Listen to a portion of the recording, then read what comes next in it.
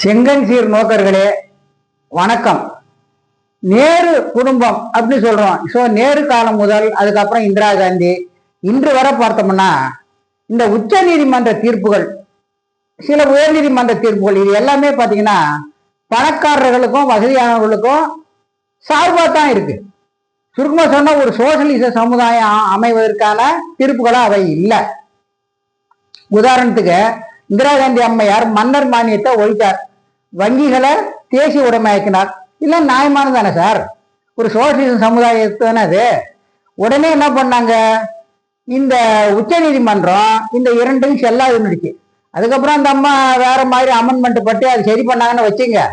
So இது நிச்சயமா செல்வந்தர்களுக்கும் வசதியாளர்களுக்கும் sir பண்ண ஒரு தீர்ப்பு தானே. அதுக்கப்புறம் பாருங்க, இந்த ஹெல்மெட் வியாபாரம், ஹெல்மெட்டு இது எப்படி உச்ச நீதிமன்றம் ஒரு உத்தரவு போடுறது? மக்கள் எல்லாம் அடிபடுறாங்க, நிறைய உயிரிழப்பு ஏற்படுது, அதனால ஹெல்மெட்டு கட்டாயம் ஆக்கணுங்கன்னு சொல்றாங்க. சரி, ஓகே, ஒரு நல்ல காரியத்துக்கு தான் சொல்றாங்க. இதை மட்டும் உச்ச நீதிமன்றம் சொல்லுது. அதே இன்னொரு பொதுநல வழக்குல ஒரு ஆள் போயிட்டு மதுக்கடைகளை ஒழிக்கணுங்க, நிறைய குடும்பம் பாதிக்கப்படுது அப்படின்னா அதுக்கு மட்டும் என்ன சொல்றாங்கன்னா, இது அரசு வழியினுடைய கொள்கை முடிவுகள், பாலிசி டிசிஷன்ஸ், அதுல நாங்க தலையிட முடியாதுங்கிறீங்க. இது என்ன கான்ட்ரவர்ஷியல் பாருங்க.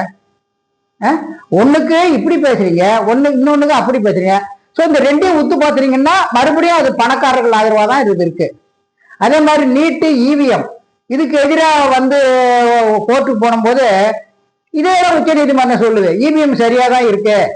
இவிஎம் யாரு, பெரிய பெரிய கம்பெனிகள் தானே கொடுக்குது பாருங்க. அதுவும் அதேதான். அதே மாதிரி நீட் தேர்வு அது நடத்துறது யாரு? கார்பரேட் நிறுவனங்கள். ஸோ அவங்களுக்கு லாபம் தானே. ஸோ இப்படி ஒவ்வொரு தீர்ப்பை நீங்க உத்து கவனிச்சீங்கன்னா சார், நிச்சயமா அது ஏழைகளுக்கு சார்பா இல்லை. சரி, இதெல்லாம் எதிர்த்து பொதுமக்கள் ஒரு போராட்டத்துக்கு போடுறாங்கன்னு வச்சுங்களேன், நம்ம உச்ச நீதிமன்றமோ அல்லது கோர்ட்டுகளோ சரி என்ன பண்ணுவாங்க தெரியுங்களா, அந்த போராட்டத்துக்கு தடை விதிப்பாங்க. இது எப்படி சார் நியாயமாகும்? அப்ப எந்த விதத்துலதான் ஒருத்தர்கள் தங்க உரிமைகளை பெறறதுக்கு? இந்த போக்க நீதிமன்றம் சரி செய்யணும். குறிப்பா உச்ச நீதிமன்றம் இதுக்கு ஒரு முடிவு கட்டி ஆகிற காலம் வந்தாச்சு. சரி, எல்லாத்துலயுமே அப்படி இல்லை. இப்ப அரசு ஊழியர்கள், ஓய்வூதியர்களுக்கு சார்பாக ஒரு கேஸ் வந்த போது அவர்கள் சார்பாக தான் உச்ச நீதிமன்றம் தீர்ப்பு கூறி அது இன்ன வரைக்கும் நடைமுறையில் இருக்க வழிய, அதாவது தீர்ப்பு இருக்கு, ஆனா நடைமுறையில் அது இல்லை. அதை சபட்டேஜ் பண்ணிட்டாங்க. எப்படி தெரியுங்களா, ஒரு ஆர்டிகிள் 14 ஆஃப் அவர் கான்ஸ்டிடியூஷன் பாங்க, நம்ம இந்திய அரசு சட்டம் 14 படி எல்லோரும் சமம். அது நமக்கு தெரிஞ்ச ஒண்ணு. அது வரும் பாத்தீங்கன்னா, இந்த ஓய்வூதியர்கள்ல நேற்று, இன்று, நாளை அப்படிலாம் பார்க்க கூடாது. ஒரு ஓய்வூதியருக்கு என்ன கொடுக்குறியோ பணம் எல்லாரும் கொடுத்துருணும். உச்ச நீதிமன்றம் 86ல ஒரு தீர்ப்பு குறிச்சிங்க சார். ஆனா இன்னும் வரைக்கும் அதை ஏமாத்திட்டே இருக்காங்க, சால்ஜா பண்ணிட்டு. இவங்க கடைசியா என்ன சொன்னா, 2007க்கு அப்புறம் ரிட்டையர் ஆகவங்களுக்கு தான் அது ஒத்து வரணும். அப்படி என்ன உச்ச நீதிமன்றம் தீர்ப்பு குறிச்சு, ஒருத்தர் 10 வருஷம் சர்வீஸ் பண்ணியிருந்தா போறோம், அவரு ஓய்வு பெறும்போது அவர் கடைசியா வாங்கின சம்பளத்துல, அடிப்படை சம்பளம் சார், மொத்த சம்பளம் இல்ல, அடிப்படை சம்பளத்துல பாதி, ஒரு 10 வருஷங்காரருக்கு நீ இந்த சலுகை கொடுக்கும் போது 30 வருஷம் 32 வருஷம் இப்படி சர்வீஸ் பண்ணவங்களுக்கு கொடுக்காது. அது என்ன மனித தர்மம் இருக்கா சொல்லுங்க சார்? ஏன் மனித தர்மம் இல்லை? அதுல கேட்டா நீங்க நேற்று ரிட்டையர் ஆனீங்க, அதான் அவங்க சொல்லிட்டாங்களே, ஏதாவது ஓய்வு பெற்றவர்களை போய் நீ நேற்று, இன்று, நாளை பிரிக்காத, எல்லாரும் ஒரே ஓய்வூதியர்களை சொன்னதுக்கு அப்புறம் இந்த அதிகார வர்க்கம், அரசியல்வாதிகள் இவங்க 2 பேரும் சேர்த்துக்கிட்டு அதை சபட்டேஜ் பண்றாங்க. இதுக்கு என்ன பண்ணணும்? உச்ச நீதிமன்றம் சில தவறுகளை, தவறுன்னு சொல்ல முடியாது, அவங்க சரியாக அதை அவங்க அணுகுமுறை சரியில்லை. இங்க பார், நான் தீர்ப்பு கூறியிருக்கேன் 10 வருஷம் சர்வீஸ் பண்ணவங்களுக்கு கொடுத்துருன்ட்டு.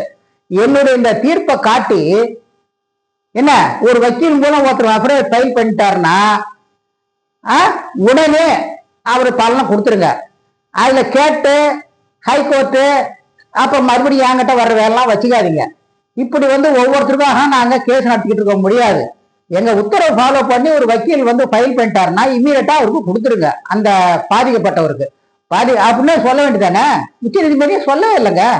அதனால அந்த தீர்ப்புகள் வந்து நீட்டு போச்சு, சபடைச் ஆயிடுச்சு.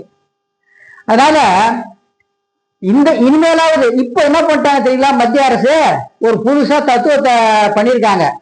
இப்ப இந்த பே கமிஷன் வரும்போது பழைய ஓய்வூதியர்களும் ஒரு மாதம் கொடுக்க மாட்டாங்களாம். முதல்ல 2007 அப்புறம் தான் செஞ்சாங்க. இப்ப இனிமேல இதுக்கு அப்புறம் வரவங்களுக்கு செய்ய போறாங்க. இப்படி ஒரு ஏழை எளியவன் வயிற்றுல அடிச்சு அந்த வயிற்றுல கொட்டிக்கிறவங்க எப்படிங்களாம் எப்படி நேர்மையா இருக்கும்? உங்களுக்கு வேற யாருமே கிடைக்கலையா? சரி, இதெல்லாம் கேட்க வேண்டிய இந்த யூனியன் தலைவர்கள், அவங்கள பத்தி எல்லாம் நியூஸ் வருது. ஒருத்தர் என்ஜினியரிங் காலேஜ் வச்சு நடத்துறாரு, ஒருத்தர் மெடிக்கல் காலேஜ் வச்சு நடத்துறாருன்னு. நான் யாரையும் குறிப்பிட்டு சொல்லல சார், இது உண்மையா பொய்யா? நீங்க யாருக்காக போராடுறீங்க? அதனால நீதிமன்றம் தான் சரி பண்ணும்.